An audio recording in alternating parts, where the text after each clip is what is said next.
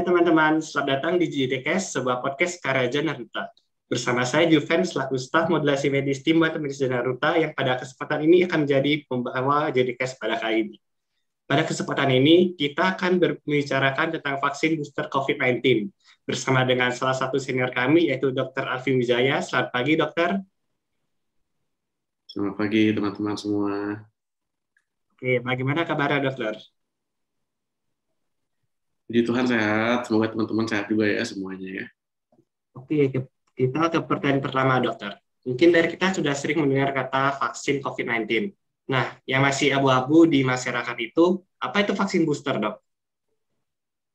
Oke, vaksin booster ya. Jadi sebelumnya kita bahas dulu apa itu vaksinnya. Vaksin itu adalah sebuah produk biologi yang mengandung mikroorganisme, baik itu mikroorganisme itu sendiri ataupun komponen dari mikroorganismenya itu. Yang saat diberikan ke tubuh kita, tubuh manusia, itu akan menimbulkan sebuah sistem pertahanan, kekebalan ya, yang spesifik dan aktif gitu, yang kita kenal dengan antibodi.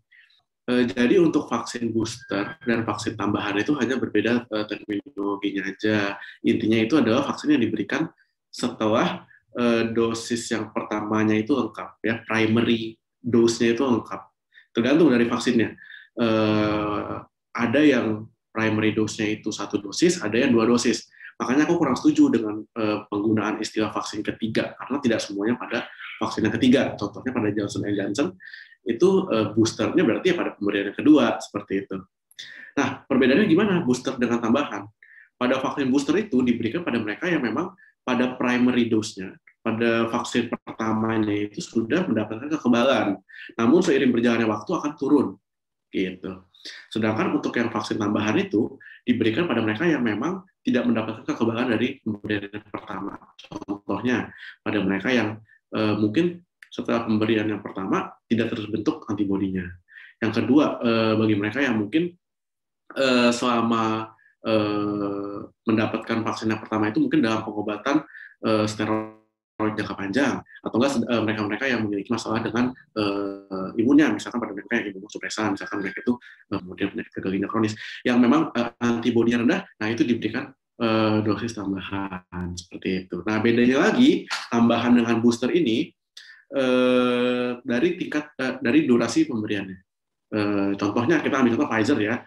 Pada Pfizer itu untuk dosis boosternya itu diberikan 6 bulan setelah dosis yang kedua. Gitu. Itu diberikan boosternya 6 bulan jaraknya.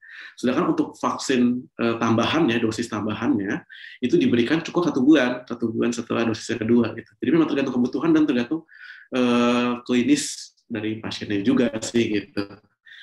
Agak bervariasi dan penelitiannya masih terus berlanjut. Cuma kalau secara garis besar itu ya, pemberian vaksin booster ataupun tambahan itu adalah intinya untuk meningkatkan kembali potensi dari antibodi yang sudah ada dengan diberikan vaksin yang selanjutnya, seperti itu. Oke, pertanyaan selanjutnya, mengapa perlu diberikan vaksin booster, dok? Oke, jadi kenapa perlu diberikan vaksin booster ya? Jadi ada 2 nih sebenarnya.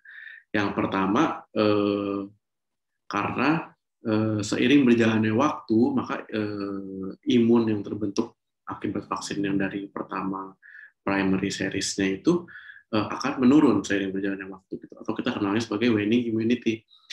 Yang kedua, tingkat mutasi dari mikroorganisme COVID ini, ya, virus COVID ini, itu sangat cepat mutasinya. Jadi variannya sangat banyak dan berubah-ubah gitu. Hingga yang terakhir ini varian Delta ya yang mematikannya itu dikatakan dengan primary dose saja masih kurang efektif gitu. Makanya kita butuhkan untuk pemberian boosternya untuk meningkatkan efektivitasnya gitu. Oke, dokter. Ini pertanyaan selanjutnya ini masih menyambung dengan pertanyaan sebelumnya.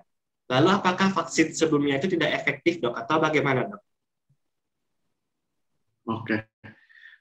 Jadi untuk vaksin yang pertama, yang primary dose-nya itu efektif gitu. Terbukti dari menurunkan angka kesakitan yang ada di Indonesia itu mungkin untuk teman-teman yang nakes juga udah sangat berasa ya dengan sangat jelas gitu.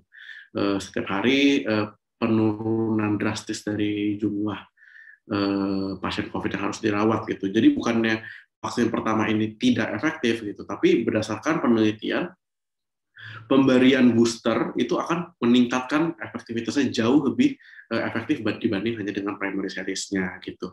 Kemudian juga pada imun respon untuk COVID ini, jadi yang kita cari itu adalah saat imunnya turun dan diberikan suntikan shot yang selanjutnya, itu akan terjadi lonjakan imunnya. Makanya kenapa pada pemberian yang primary series-nya ya, yang vaksin pertama dan vaksin keduanya, itu diberikan jeda jarak 4 bulan, 4 minggu ya. Karena diharapkan dari 4 minggu itu akan terjadi penurunan dari imun responnya. Nah, saat terjadi penurunan itu, begitu kita berikan suntikan yang selanjutnya akan terjadi lonjakan yang jauh atau mencapai peak-nya untuk dari antibodinya itu sendiri. Nah, hal yang demikian juga diharapkan dari pemberian booster. Jadi diharapkan dari 6 bulan ini imun kita sudah mulai turun. Nah, di saat sudah mulai turun ini kita berikan booster untuk naik sampai ke peak-nya. Seperti itu. Oke, selanjutnya ini pertanyaan terakhir, dokter. Siapa yang boleh atau direkomendasikan menerima vaksin tersebut, dok? Oke. Untuk yang diberikan, sebenarnya kalau secara kita ngomongin secara definisi ya dari booster itu ya sebenarnya semua orang itu perlu booster gitu. Sekarang yang dipermasalahkan itu adalah siapa yang prioritasnya gitu. Kalau misalnya siapa yang perlu ya semua perlu gitu karena semua itu dengan bertambahnya waktu pasti akan menurun efektivitasnya. Nah sekarang pertanyaannya itu adalah siapa prioritasnya. Prioritasnya yang pertama itu udah pasti nakes ya gitu. Kenapa? Karena nakes itu yang jelas-jelas langsung berinteraksi langsung gitu dengan dunia luar ya, kita tidak tahu ada COVID apa enggak gitu. Jadi paparan dari COVID itu pasti akan lebih tinggi pada nakes. Yang kedua itu pada pelayan publik gitu. Pelayan publik itu contohnya siapa sih? Kayak polisi atau mungkin apa namanya orang-orang yang bekerjanya melayani publik gitu dalam jumlah banyak sulit untuk mendeteksi COVID-nya. Gitu. Selain itu adalah orang-orang yang memang usianya di atas 65 tahun, gitu kan daya tahan tubuhnya pasti lebih rendah. Kemudian di atas 18 tahun pun beberapa ada yang kita prioritaskan, misalkan kayak babysitter, kemudian ada pengasuh, gitu. Itu selain nakes ya. Kemudian ada juga dengan orang-orang dengan imun tubuh yang rendah, gitu. Misalkan pada mereka yang ODA dengan level CD4 yang rendah, itu kan pasti imunnya pun akan lebih kurang dibanding kita yang sehat. Itu yang akan kita prioritaskan untuk diberikan vaksin booster, seperti itu.